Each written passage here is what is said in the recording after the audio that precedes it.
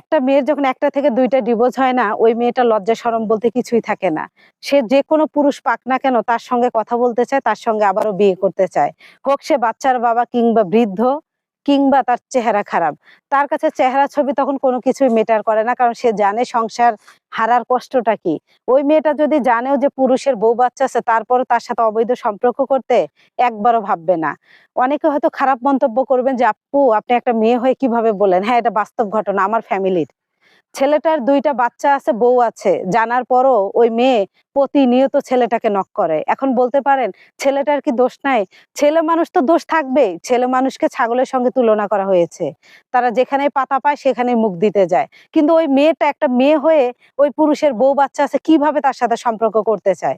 কিভাবে তার সংসারটা ভাঙতে চায়? ও তো ২ টা সংসার ভেঙেছে। সে কি জানে না সংসার হারার কষ্ট কি? এজন্য আমি বললাম যে একটা মেয়ের যখন একটা থেকে ২ টা ডিভোর্স হয়, ওই মেয়েটার লজ্জা শরম বলতে কিচ্ছু থাকে না। তখন যেই ছেলেই দেখে সেই ছেলের সাথে তার সম্পর্ক করার জন্য আগ্রহ জেগে যায়। শুনতে খারাপ হলেও এটা চরম সত্যি কথা। দেখবেন মিলিয়ে যে যেই মেয়ে ২ টা সংসার ছেড়ে আসছে ওর কোনো লজ্জা শরম বলতে কিছুই নাই। ছেলে যদি ১৪ বাচ্চার বাবা হয় তারপরেও তার সাথে রিলেশন করতে একবারও ভাববে না। এই ধরনের আপুদের বলতে চাই, আপু তুমি তো সংসার ভাঙছো, তুমি তো জানো সংসার হারার কষ্ট কি। একটা মেয়ে হয়ে যদি আরেকটা মেয়ের সংসার ভাঙো, কিছু আর বলার থাকে না। এগুলোকে মেয়ে নামে কলঙ্ক বলে। তাছাড়া আর কিছুই বলে না।